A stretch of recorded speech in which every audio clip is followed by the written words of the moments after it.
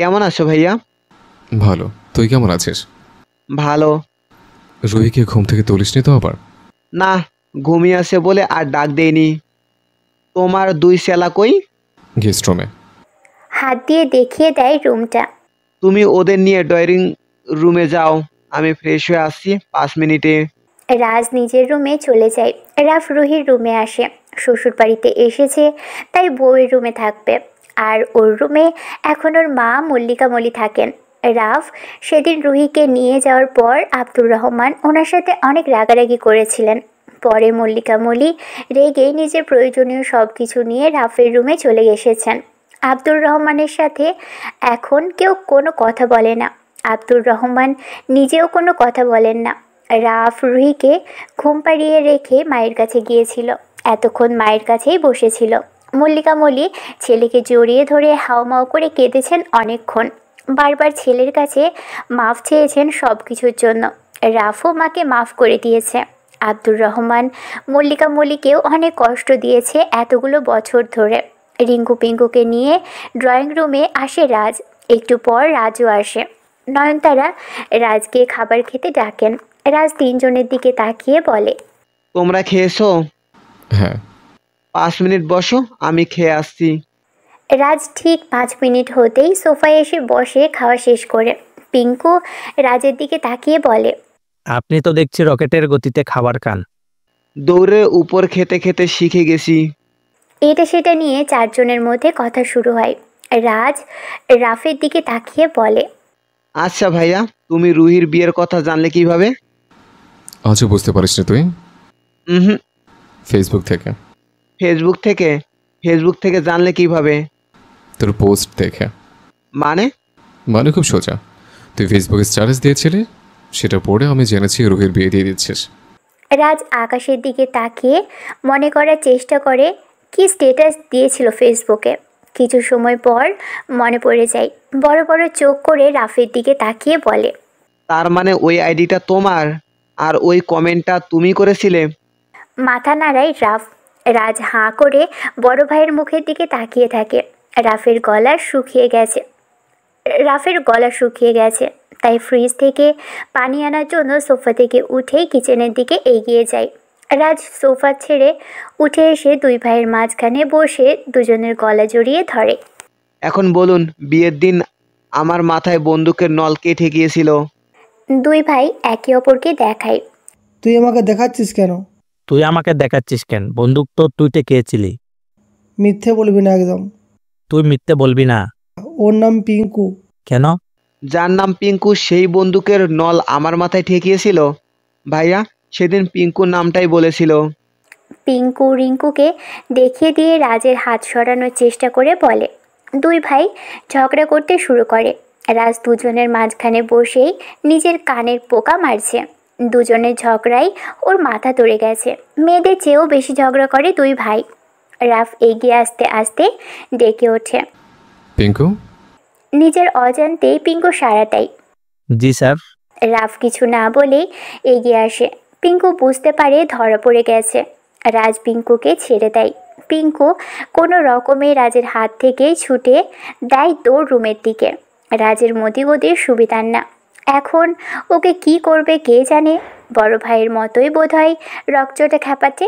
এই বাড়ির প্রত্যেকটা পুরুষের শিরায় শিরায় রাগ জেদে টইটুম্বর। দৌড় দিয়েও পার পায় না পিঙ্কু। রাজ ওকে ধরে ফেলে। পিঙ্কু ইনোসেন্ট ফেস করে বলে, আমার কোনো দোষ নেই স্যার। যা করতে বলেছে আমি তাই করছি। স্যারের কথা না শুনলে সেদিন স্যার আমাদের সোজা উপরে পাঠিয়ে দিত। রাজ পিঙ্কুকে ধরেই ড্রয়িং রুমে নিয়ে আসে। পিঙ্কু আর রাফ তাকিয়ে আছে দুজনের দিকে। পিঙ্কু রাফের দিকে তাকায়। ইচ্ছে করে ওকে ফাঁসিয়ে দিয়েছে নিজের জাত্রেল ভাইয়ের কাছে। এখন এই রাজ ওকে কি করবে কে জানে। রাজ পিঙ্কুর হাত ধরে রেখেই সোফায় বসে থাকা দুজনের দিকে তাকিয়ে বলে, মিস্টার পিঙ্কু, ভাইয়াকে এখন কি শাস্তি দেওয়া যায়? আমি কেন শাস্তি পাবো? স্যার আমাকে যা করতে বলেছিল আমি তাই করেছি। স্যারের কথা না শুনলে তো সেদিন স্যার আমাকেই উপরে পাঠিয়ে দিত। স্যার, আপনি কিছু বলছেন না কেন? আমি কি বলবো? এরকম করলে কিন্তু আমি খেলবো না। তোকে খেলতে বলেছে কে? থাকবো না আমি এখানে, কোথায় থাকবি তাহলে? চলে যাব। কোথায়? জুরিকে। টাকা কোথায় পাবি? আপনার কাছ থেকে নেব। আমি দেবো না তোকে। আমার হাত আছে, আমি হাত দিয়েই নিতে পারি। রাফ পিঙ্কুর দিকে তাকিয়ে থাকে। পিঙ্কু রাজের হাত থেকে নিজের হাত ছাড়িয়ে নেওয়ার চেষ্টা করে বলে, হাত ছাড়ুন। কান ধরে 100 বার উঠবস করুন। কেন? সেদিন আপনি বন্দুক দিয়ে আমার মাথায় বাড়ি মেরে রেখেছিলেন, সেজন্য। ওটা ভুল করে লেগে গিয়েছিল। আজকেও ভুল করে কান ধরে উঠবস করে ফেলুন দ্রুত। পিঙ্কু রাফের দিকে তাকিয়ে থাকে অসহায় চোখে। বেচারা এত বড় হয়ে নাকি এখন কান ধরে উঠবস করবে। রিঙ্কু পিঙ্কুর চেহারা দেখে মুচকি মুচকি হাসছে, ওর মজাই লাগছে। রিঙ্কুকে হাসতে দেখে পিঙ্কু বলে, খুব মজা লাগছে তাই না? তোকে তো রুমে গিয়ে দেখে নেব আমি। পিঙ্কু রাজের মুখের দিকে তাকিয়ে বলে, ছোট ভাই, এবারের মতো ছেড়ে দে, আর কোনোদিন এমন ভুল হবে না। আর কোনোদিন এমন ভুল করার সুযোগই তো আসবে না। তাহলে করবেন কিভাবে? একটা মাত্র সুযোগ পেয়েছি, আমি ছাড়ছি না আপনাকে। উঠবস করবেন, তারপর ছাড়া পাবেন। রাফ সোফা ছেড়ে উঠে বলে। তোরা নিজেদের মধ্যে মিটমাট করে নে, আমি ঘুমোতে গেলাম। রাফ রুমের দিকে এগিয়ে যায়। পিঙ্কু এক নাগাড়ে রাফকে ডাকতেই থাকে। রিঙ্কু পিঙ্কুকে খেপানোর জন্য ফোনের ক্যামেরা অন করে পিঙ্কুর দিকে ধরে বলে, খরাচ্ছে তোকে শুরু। রাজকে টেনে নিয়েই রিঙ্কুর উপর ঝাঁপিয়ে পড়ে পিঙ্কু। রাজ পিঙ্কুর হাত ছেড়ে দিয়ে দুই ভাইয়ের মারামারি দেখতে শুরু করে একটু দূরে সরে। সকালে সবাই একসাথে ডাইনিং টেবিলে বসে খাবার খাওয়ার জন্য। রিঙ্কু পিঙ্কুর ঘুম ছুটছিল না, কিন্তু রাফের জন্য উঠতে হয়েছে। সকলের প্লেটে গরুর মাংস ভুনা তুলে দেন নয়নতারা। চালের গুঁড়া দিয়ে রুটি বানিয়েছেন মল্লিকা মলি। রাফের অনেক পছন্দ চালের গুঁড়ার রুটি। রাফ মাংস দিয়ে রুটি মুখে পুরে দেয়। রান্নার স্বাদ এখনও সেই আগের মতোই রয়ে গেছে। ঘ্রাণ নাকে ভেসে আসতেই বুঝতে পেরেছিল রান্না ওর মা করেছেন। মল্লিকা মলি নিচু স্বরে রাফকে জিজ্ঞেস করেন, রান্না কেমন হয়েছে? রাফ মাংসের একটা টুকরো ছিঁড়ে রুটির ভিতর ভরে মায়ের মুখের সামনে ধরে বলে, স্বাদ এখনো আগের মতোই। বয়স হয়েছে সকলের। এত তেল মশলাযুক্ত খাবার খাওয়া স্বাস্থ্যের জন্য ভালো না। তরকারিতে তেল মশলা কমিয়ে খাওয়ার অভ্যাস করতে হবে। রুটিটুকু মুখে পুরে নেয় মল্লিকা মলি। ছেলের হাতে রুটি খেয়ে আবেশে ওনার দুচোখ পানিতে টইটুম্বুর হয়ে গেছে। আব্দুর রহমান মা ছেলের এমন দৃশ্য দেখে বিরক্ত হন। ওনার ইচ্ছে করছে রাফকে ঘাট ধরে বাড়ি থেকে বের করে দিতে। এই ছেলের জন্য ওনাকে পদে পদে ছোট হতে হয়েছে। এই ছেলের জন্যই ওনার স্ত্রী ওনার উপর বড় গলা করে কথা বলেছে। এই ছেলের জন্যই এবাড়ির কেউ ওনার সাথে প্রয়োজনের তুলনায় একটা কথাও বলে না।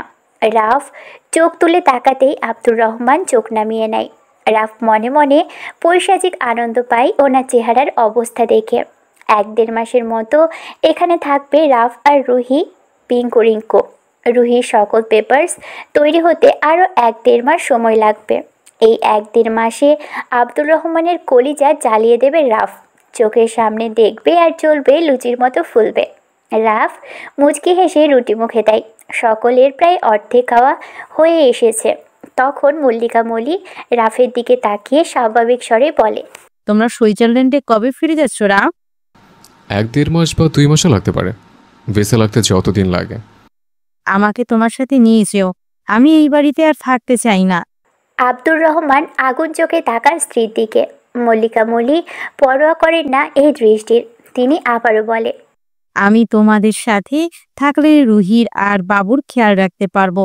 তুমি তো আর সবসময় বাড়িতে থাকবে না।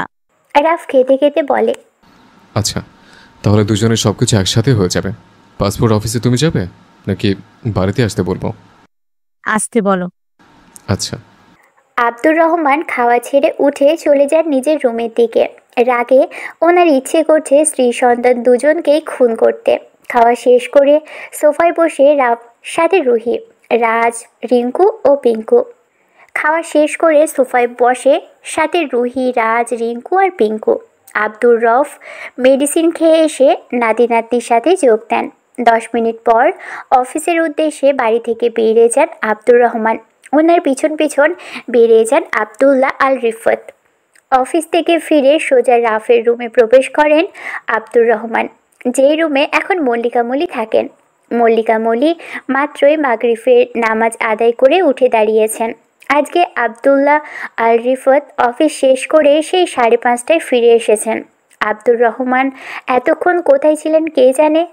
মল্লিকা মলি জায়নামাজের ভাঁজ করে তুলে রাখেন, তারপর বেডে উঠে বসেন। আব্দুর রহমান রেগে ওনার দিকে তাকিয়ে আছে, তবে মুখে কিছু বলছে না।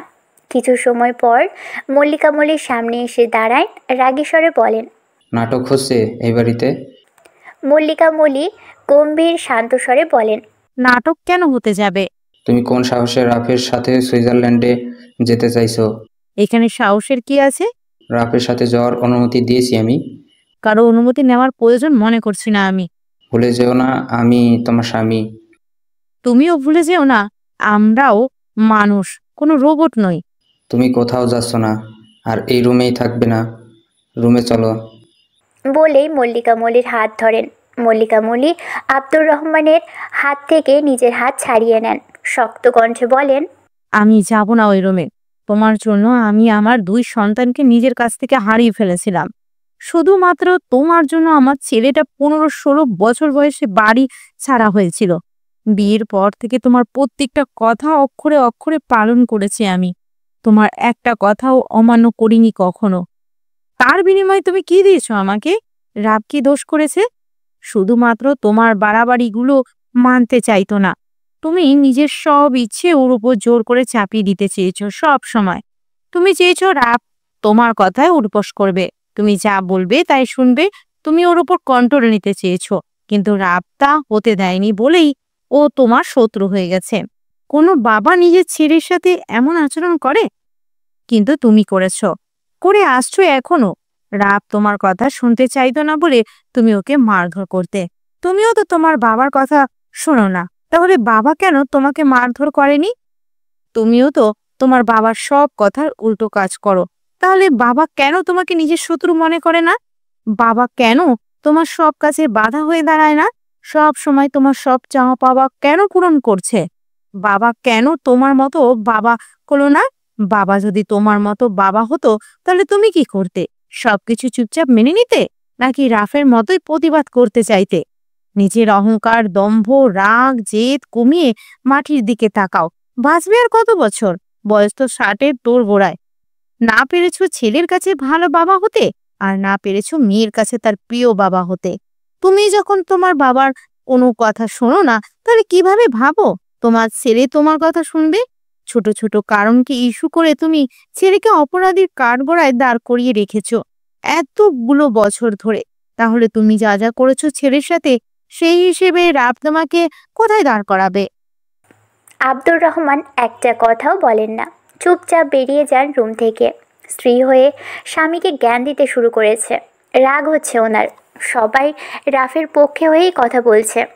বেশ অনেকগুলো দিন পেরিয়ে গেছে। এই বাড়ির সব কিছু আগের মতোই রয়ে গেছে। রাফ আব্দুর রহমানকে জ্বালানোর জন্য ওনার সামনে সামনে বেশি থাকে। মাঝে মধ্যে ঘুরিয়ে পেঁচিয়ে খোঁচা মেরে কথাও বলে। আব্দুর রহমান বুঝতে পারেন, তবে মুখেই কিছু বলেন না। রাতের খাবার খেয়ে নেয় সবাই। গল্প সল্প করে রাত 11টার পর যে যার রুমে চলে যায় ঘুমানোর জন্য। রাফ রুমে এসে ফ্রেশ হয়ে সামিউলকে ভিডিও কল করে। রাফের গলার স্বর শুনে রুহির ঘুম হালকা হয়ে আসে। রাফ রুহিকে 9টার সময় ঘুম পাড়িয়ে রেখে নিচে গিয়ে সকলের সাথে গল্প করছিল। রুহিকে একদম রাত জাগতে দেয় না রাফ। রাফ প্রায় 1 ঘন্টা কথা বলে সামিউলের সাথে। কথা শেষ করে ল্যাপটপ রেখে ঘুরে বেডের দিকে তাকাতেই দেখে রুহি ওর দিকে তাকিয়ে আছে। হেঁটে রুহির কাছে এগিয়ে এসে বলে, ঘুম ভেঙে গেছে? রাফ লাইট অফ করতে নিলেই রুহি না করে। কেন? এখন আর ঘুম আসবে না। রাত জায়গা যাবে না বলেছে না? খিদে পেয়েছে আমার। কি খাবে? পরোটা। পুরোটা? এই মাঝরাতে কে পরোটা খায়? পরোটা খেলে গ্যাস হবে। আমি পরোটাই খাবো এখন, তুমি নিয়ে এসো। আচ্ছা তুই শুয়ে থাক, আমি নিয়ে আসছি। ময়দা মাখার সময় ডিম দেবে কিন্তু। ঠিক আছে। রাফ রুম থেকে বেরিয়ে যায় রাত 12টার পর বইয়ের জন্য পরোটা বানানোর জন্য। রুহি শোয়া থেকে উঠে ওয়াশরুমে প্রবেশ করে ফ্রেশ হয়ে মুখ ধোয়ার জন্য। রাফ ময়দা মেখে প্যান চুলায় বসায়। তখন ওর পাশে এসে দাঁড়ায় রুহি। রাফ রুহিকে এক হাতে জড়িয়ে ধরে একটা চুমু খায়, এরপর পরোটা বেলতে বেলতে বলে, এখানে আসলে কেন? রুমে একা একা কি করব? সোফায় গিয়ে বস, 5 মিনিট পর নিয়ে আসছে। রুহি না গিয়ে রাফের পাশে দাঁড়িয়ে থাকে। রাফ 3টা পরোটা ভেজে একটা ডিম ভেজে নেয়। এখানে খাবি নাকি রুমে গিয়ে খাবি? রুমে নিয়ে চলো। রাফ পরোটার প্লেট হাতে নিয়ে রুহির সাথে 2 কদম আগায়। রুহি দাঁড়িয়ে গিয়ে বলে, হাঁটতে পারবো না, কোলে নাও। রাফ প্লেটটা রুহির হাতে দিয়ে রুহিকে পাজা কোলে তুলে নেয়। রুমের দিকে এগিয়ে যেতে যেতে বলে, তুই দিন দিন অলস হয়ে যাচ্ছিস, সেই সাথে ছোটবেলার মতন আল্লাহ দিও। আমাকে অলস বানিয়েছো তুমি, আল্লাহ দিয়েও বানিয়েছো তুমি। আর আমার আহ্লাদ পূরণ করার জন্য তো তুমি আছোই। তুমি না থাকলে আর আহ্লাদ করতাম না। রুমে এসে বেডের উপর বসায় রুহিকে। তারপর বেডে এসে গ্লাসে পানি ঢেলে খেয়ে আরেক গ্লাস ভরে বলে, খাওয়া শুরু কর। রুহি খাওয়া শুরু করে, খেতে খেতে প্রশংসাও করে। এই রাফ একের ভিতর সব। রুহি নিজেই খেতে খেতে জোর করে রাফকেও খাওয়ায়। খাওয়া শেষ করে পেটে হেলান দিয়ে বসে রুহি। রাফ ভ্রু কুঁচকে তাকিয়ে বলে, ঘুমাবি না? রুহি ঠোঁট উল্টে বলে, ঘুম নেই। রাফ গ্লাস প্লেট রেখে রুহির কোলের উপর মাথা রেখে শুয়ে পড়ে। রুহির কোমর জড়িয়ে ধরে বলে, তাহলে আজ তুই আমাকে ঘুম পাড়িয়ে দে। আমি ঘুম পাড়াতে পারি না। চুলগুলো আস্তে আস্তে টেনে দে। রুহি আস্তে আস্তে চুলগুলো টানতে শুরু করে। রাফ মুখ তুলে রুহির পেটে চুমু খায়, বেশ কয়েকটা। তারপর পেটের সাথে গাল ছেঁকিয়ে বলে, বাবা, তুমি কবে আসবে আমার কোলে? তোমাকে কোলানোর জন্য আমি ওয়েট করে আছি। রুহি হেসে বলে, আবার শুরু হয়েছে। রাফ কিছু বলে না, নিজের অনাগত সন্তানের সাথে ননস্টপ কথা বলতে শুরু করে। রুহি রাফের চুলে হাত বোলাতে বোলাতে শুনতে থাকে রাফের বলা প্রত্যেকটা কথা। আব্দুর রহমান ওয়াশরুম থেকে এসে পানি খেতে গিয়ে দেখেন জগে পানি নেই। মল্লিকা মলি এই রুম থেকে যাওয়ার পর প্রায় রাতেই জগে পানি থাকে না। মাঝরাতে নিচে গিয়ে পানি নিয়ে আসতে হয়। ঘড়ির দিকে তাকিয়ে দেখেন প্রায় 1:30 বেজে গেছে। বিরক্ত হয়ে জগ হাতে রুম থেকে বের হন। করিডোর দিয়ে হেঁটে যাওয়ার সময় রাফের বলা কিছু কথা ওনার কানে ভেসে আসে। রুহির রুমের দিকে তাকিয়ে দেখেন ডোর খোলা, ভিতর থেকে লাইটের আলো বাইরে আসছে। এগিয়ে আসতে আসতে রাফের কথাগুলো আরও ভালোভাবে শুনতে পান। হেঁটে চলে যেতে চাইলেও পা দুটো থেমে যায় রুহির রুমের বাহিরে। শুনতে না চাইলেও রাফের বলা কথাগুলো শুনতে থাকেন। ভালোভাবেই শুনতে পারছেন রাফ নিজের অনাগত সন্তানের সাথে কথা বলছে। মাঝে মাঝে রুহি রাফকে এটা সেটা বলছে। রাফ বিরক্ত হয়ে রুহিকে চুপ থাকতে বলছে। রুহি ঠোঁটে আঙুল চাপছে। রাফ যখনই নিজের সন্তানের সাথে একটু কথা বলতে শুরু করে তখনই রুহি ওকে বিরক্ত করতে শুরু করে। রাফকে বিরক্ত করতে রুহির বেশ ভালোই লাগে। আব্দুর রহমান দুজনের খুনসুটিপূর্ণ কথা শুনে পা বাড়ান। তখনই রাফের আরেক কথায় পা দুটো থেমে যায় আবারও। রাফের বলা কথা শুনতে শুনতে ওনার শরীর কেমন যেন ঝাঁকি দিয়ে ওঠে কয়েকবার। গায়ের প্রত্যেকটা লোম খাড়া হয়ে গেছে, হৃদস্পন্দন বেড়ে গেছে। রাফের গলার স্বর স্বাভাবিক নয়। আস্তে আস্তে শক্ত হৃদয়ের রাফের গলার স্বর জড়িয়ে যাচ্ছে। রাফের বলা প্রত্যেকটা কথা ওনার বুকে এসে আঘাত হানছে প্রথমবারের মতো। রাফের প্রত্যেকটা বাক্যে বাবাকে নিয়ে দুনিয়ার সব অভিযোগ। নিজের অনাগত সন্তানকে বলছে বাবার প্রতি জমে থাকা অভিযোগগুলো। রুহি রাফকে থামানোর জন্য বলে, এভাবে যে রোজ কথা বলো, তোমার কথা শুনতে পায় ও? কে বলেছে শুনতে পায় না? অবশ্যই শুনতে পায়। পাপা, তুমি ওর কথা শুনতে পাও না? পাগল হয়ে গেছো তুমি। অনেক রাত হয়েছে, ঘুমাও এখন। পাপা, তোমার আম্মু আমাকে একটুও ভালোবাসে না। তোমার সাথে কথা বললে তোমার আম্মু হিংসা করে, মাঝে মধ্যে আমাকে পাগলও বলে। তুমি পাগল বলেই তো তোমাকে পাগল বলি। আমি বেস্ট হাজবেন্ড হতে পেরেছি কিনা জানি না, কিন্তু বেস্ট বাবা আমি অবশ্যই হব। তোকে অনেক কষ্ট দিয়েছি আমি, তাই নিজেকে বেস্ট হাজবেন্ড বলা যায় না। তবে আমি বেস্ট হাজবেন্ড হব। আমার সন্তানের সকল ইচ্ছে, স্বপ্ন, চাওয়া পাওয়া আমি নিজের সর্বোচ্চ দিয়ে পূরণ করব। আমি কোনোদিন আমার সন্তানের উপর চুল পরিমাণ কিছু চাপিয়ে দেব না। আমার সন্তানকে কোনোদিন অভিযোগ করার সুযোগ দেব না। তবে এটা নয় আমার সন্তান অন্য পথে চলে যাবে, আমি কিছু বলবো না। আমি আমার সন্তানের শৈশব কৈশোর কেড়ে নেব না। আমি আমার সন্তানের মানসিক যন্ত্রণার কারণ হব না। আমি কোনোদিন অন্যায়ভাবে আমার সন্তানের গায়ে হাত তুলব না। শেষ নিঃশ্বাস অবধি আমি আমার সন্তান আর তোকে আমার বুকে আগলে রাখবো। যতদিন বেঁচে আছে ততদিন তোদের বিন্দুমাত্র দুঃখ কষ্ট ছুঁতে পারবে না। তোরাই আমার সব। আমি অনেক বছর পর এখন নিশ্চিন্তে ঘুমাতে পারি। অনেক বছর পর আমার এই বুকের যন্ত্রণা কমে গেছে। এখন আর ডিপ্রেশনের মেডিসিন নিতে হয় না একবারই। এই যন্ত্রণার মেডিসিন আর তৈরি করতে হবে না আমাকে। তুই কি জানিস এখন আমার শান্তি শান্তি লাগে? সকালে নাস্তা সেরে ছেলেকে কোলে নিয়ে রুমে ফিরে আসে রাফ। একটু পর রুহিও রুমে চলে আসে। ছেলেকে বেডের উপর বসিয়ে রেখে রাফ তৈরি হচ্ছে বের হওয়ার জন্য। রুহি রাফের প্রয়োজনীয় সব কিছু গুছিয়ে দেয়। রাফ রুহির একমাত্র ছেলে রোহান আদ্নান রাত। বয়স 2 পেরিয়ে 3-এ দৌড় করায়। বাবার মতোই ইন্টেলিজেন্ট আর বাবা ভক্ত ছেলে। বাবাকে ছাড়া তার দুনিয়া চলে না যেন। সারা দিনে রুহিকে পাগল বানিয়ে ছাড়ে। পটর পটর করে কথা বলে সারাদিন। তার মুখ থেকে যেন কথার খই ফোটে সবসময়। রুহির সাথে সাথে 2 মামা রিঙ্কু পিঙ্কুকেও জ্বালিয়ে মারে। রাফ আর আব্দুর রহমানের মধ্যেকার সম্পর্ক কিছুটা স্বাভাবিক হয়েছে এখন। সেদিন রাফের বলা কথাগুলো শোনার পর সারা রাত আর ঘুমোতে পারেননি তিনি। পরিবারের সকলের বলা কথাগুলো ভেবেছেন, স্ত্রীর বলা কথাগুলোও ভেবেছেন। পরের দিন অফিসে যাননি, কারোর সাথে কোনো কথা বলেননি। সারা দিন রুমে শুয়ে বসে এতগুলো বছর ধরে ছেলের সাথে করে আসা অন্যায়গুলো মনে করেছেন। ছেলের জায়গায় নিজেকে বসিয়ে ভেবেছেন যা আগে কোনো দিনও করেননি। অদ্ভুতভাবেই সেদিন তার মন গলেছিল। অপরাধ বোধ হচ্ছিল। মনে হচ্ছিল সত্যি সত্যি এতগুলো বছর ধরে ছেলের সাথে তিনি অন্যায় করেছেন। সন্ধ্যার পর রাফ বাড়ির বাইরে সুইমিং পুলের পাড়ে দাঁড়িয়েছিল উদাস মনে। তখন ওর কাছে আব্দুর রহমান আসেন। রাফ একবার বাবার দিকে তাকিয়ে আগের মতোই পানির দিকে তাকিয়ে থাকে। আব্দুর রহমান কিভাবে কথা বলবে ছেলের সাথে বুঝতে পারছিলেন না। তবুও লম্বা শ্বাস টেনে ছেলের নাম ধরে ডাকেন। রাফ। বাবার মুখে নিজের নাম শুনে ঘাড় ঘুরিয়ে আবারও তাকায় রাফ। আব্দুর রহমান ছেলের দিক থেকে চোখ সরিয়ে নেন। ছেলের চোখে চোখ রাখতে পারছেন না তিনি। পানির দিকে তাকিয়ে এলোমেলোভাবে কিছু কথা বলেন রাফকে। এতগুলো বছর ধরে ছেলের সাথে করে আসা অন্যায়ের জন্য অনুতপ্ত হয় রাফ। এতগুলো বছর ধরে ছেলের সাথে করে আসা অন্যায়ের জন্য অনুতপ্ত হয়ে মাফ চান। মাগরিবের নামাজ আদায় করে আল্লাহর কাছেও মাফ চেয়েছেন অনেকবার। সেদিন রাফ অবাক হয়ে বাবার মুখের দিকে তাকিয়েছিল। রাফের মুখ থেকে একটা শব্দও বের হচ্ছিল না। আব্দুর রহমান নিজেই 2 কদম এগিয়ে ছেলেকে বুকে জড়িয়ে ধরেন। তারপর ছেলেকে ছেড়ে সোজা বাড়ির থেকে বেরিয়ে যান। বাড়িতে ফিরেছিলেন মাঝরাতে।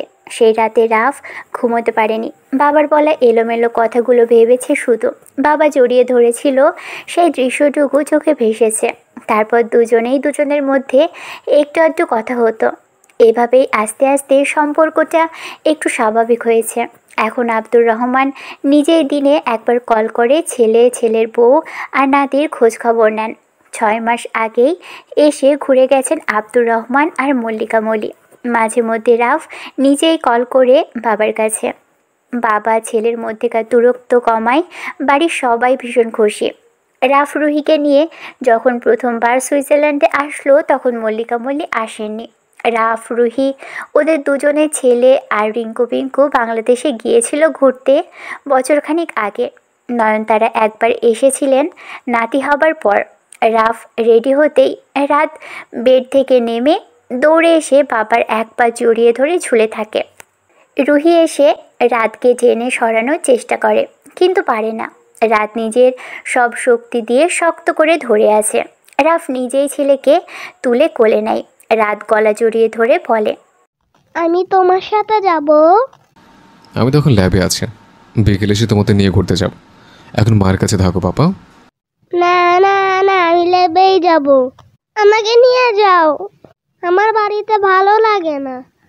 আমি তোমার সাথে থাকবো। জেদ করো না পাপা, বলছি তো বিকেলে এসে ঘুরতে নিয়ে যাব। না, আমি তোমার সাথেই যাব। রুহি ছেলেকে কোলে নেওয়ার চেষ্টা করে বলে, প্রত্যেকদিন একই কাহিনী করতে হয়। বলছে তো বিকেলে এসে ঘুরতে নিয়ে যাবে, এখন আমার কাছে এসো। না, আমি পাপার সাথে যাব। রুহি টেনে ছেলেকে নিজের কাছে নেওয়ার চেষ্টা করে। রাত রাফের গলা জড়িয়ে ধরে চিৎকার করে কাঁদতে শুরু করে আর বলে রাফের সাথে যাবে। মা ছেলে টানাটানিতে আমার ঘাটটাই আলাদা হয়ে যাবে ধর থেকে। আম্মুকে বলো আমাকে ছাড়তে। আজকে তো অফিস যাচ্ছি না, ল্যাবে যাব। ওখানে তোমাকে নিয়ে যাওয়া যাবে না বাবা। আমি একটু দুষ্টুমি করব না, চুপচাপ বসে থাকবো। রাফ রুহির মুখের দিকে তাকায়। রুহি রাত দেখিয়ে বলে, আমার দিকে তাকিয়ে কি দেখছো? ছেলেকে আদর করে করে আরো মাথায় তোলো। রাফ রাতকে কোলে নিয়েই রুম থেকে বেরিয়ে নিচে নেমে আসে। রিঙ্কুর নাম ধরে ডাকতেই রিঙ্কু এসে হাজির হয়। রাফ রাতকে বলে, তুমি রিঙ্কু মামার সাথে গিয়ে কারে বসো, আমি ওয়াশরুম থেকে আসছি। মিথ্যা কথা, রিঙ্কু মামা আমাকে নিয়ে অন্য জায়গায় যাবে, তারপর তুমি ল্যাবে চলে যাবে। এইটুকু মাথায় এত বুদ্ধি কিভাবে হয়েছে? আল্লাহ দিয়েছে। এত বুদ্ধি কেন দিয়েছে? আমি চেয়ে নিয়েছি। রিঙ্কুকে নিজের কাছে যেতে বলে রাফকে কোলে নিয়ে রুমে ফিরে আসে। রুহি বেডে বসেছিল। দুজনকে ফিরে আসতে দেখে বসা থেকে উঠে দাঁড়ায়। রাফ ছেলেকে নিয়ে রুহির সামনে দাঁড়িয়ে বলে, আজকে ল্যাবে যাব না। রাত খুশি হয়ে বলে, সত্যি? হ্যাঁ। আজকে তাহলে আমরা ক্রিকেট খেলবো। আচ্ছা। আমি তাহলে ব্যাট বল নিয়ে আসি। যাও। রাত কোল থেকে নেমে পাশের রুমে যায়, যেখানে ওর খেলার জন্য সব ধরনের খেলনা রাখা হয়েছে। তুমি সত্যি সত্যি আজকে ল্যাবে যাবে না? দুপুরে যাব, ফিরতে ফিরতে মাঝরাত হবে হয়তো। রাফ খেয়াল করে রুহি কিছু বলতে চাচ্ছে কিন্তু পারছে না। রুহিকে টেনে এনে নিজের সাথে মিশিয়ে নিয়ে বলে, কিছু হয়েছে? একটা কথা বলার ছিল। বল তাহলে। আজকে ফেরার সময় একটা প্রেগন্যান্সি টেস্ট করার কিট নিয়ে এসো। রাফ রুহির মুখের দিকে তাকিয়ে থাকে, তারপর গম্ভীর স্বরে বলে, পিরিয়ড মিস গেছে। উপর নিচ মাথা নাড়ায় রুহি। 2 বার মিস গেছে। লাস্ট ডেট কত তারিখে ছিল? রুহি কিছু বলে না, মাথা নাড়িয়ে হ্যাঁ বলে রুহি। রাফ কপাল ভ্রু কুঁচকে বলে, তাহলে গত মাসে বলিসনি কেন? এত তাড়াতাড়ি আবার বাবু হবে শুনে যদি তুমি রাগ করো। রুহির কথা শুনে হেসে ওঠে রাফ। রুহিকে বুকে চেপে ধরে বলে, রাগ করবো কেন আর বকাইবে দেবো কেন? আমি তো অনেক বেশি খুশি যে এত তাড়াতাড়ি দ্বিতীয়বার বাবা হচ্ছে। তোকে অসংখ্য ধন্যবাদ আমার জীবনে এত হাসি আনন্দ এনে দেওয়ার জন্য। তুমি খুশি? হ্যাঁ অবশ্যই, অনেক বেশি খুশি আমি। এবার আল্লাহ তাআলা যেন কিউট একটা বলি দেয় আমাদের, তাহলে আমার আর কিচ্ছু চাওয়ার থাকবে না। বাকি জীবনটা শুধু তোদের নিয়ে হাসি আনন্দে কাটিয়ে দিতে পারলেই আমার শান্তি। রাত এসে বাবার কথা শুনতে পাই। বাবা মায়ের দিকে তাকিয়ে বলে, আমাদের বাড়িতে অ্যাঞ্জেল আসবে। রুহিকে ছেড়ে রাতকে কোলে তুলে নেয় আবার। অন্য হাতে আবারও রুহিকে জড়িয়ে ধরে বলে, হ্যাঁ, আমাদের বাড়িতে ছোট্ট একটা পরী আসবে যে তোমাকে ভাইয়া বলে ডাকবে, তোমার সাথে খেলবে। রাত অবাক হয়ে বলে ওঠে, সত্যি? হ্যাঁ। কোথা থেকে আসবে? কবে আসবে সেটা তো বলতে পারবো না, তবে পরীটা আসবে তোমার আম্মুর পেটের ভেতর থেকে। আল্লাহর কাছে বেশি বেশি দোয়া করো যেন আল্লাহ তাআলা আমাদের ছোট্ট একটা কিউট পরী দেয়। আচ্ছা, আমি রিঙ্কু পিঙ্কু মামাকে বলে আসি আমাদের বাড়িতে পরী আসবে। রাফের কোল থেকে তাড়াহুড়ো করে নেমে ব্যাট বল ফেলে দৌড়ে রুম থেকে বের হয়। রুহি ছেলেকে সতর্ক করে আসতে যেতে বলে। রাফ রুহিকে উঁচু করে তুলে বেডের উপর দাঁড় করায়। রুহির পেটে চুমু খেয়ে কান গাল ঠেকিয়ে বলে, মাম্মা শুনতে পাচ্ছ? আমি তোমার বাবা বলছি, আমরা তোমার আসার অপেক্ষায় আছি। শুরু হবে আবার সেই পাগলামো। রাফ সোজা হয়ে রুহির কোমর জড়িয়ে ধরে রুহির মুখের দিকে তাকিয়ে বলে, যেদিন হয়েছি তোর প্রেমে উন্মাদ পাগল আমি সেদিনই হয়েছি।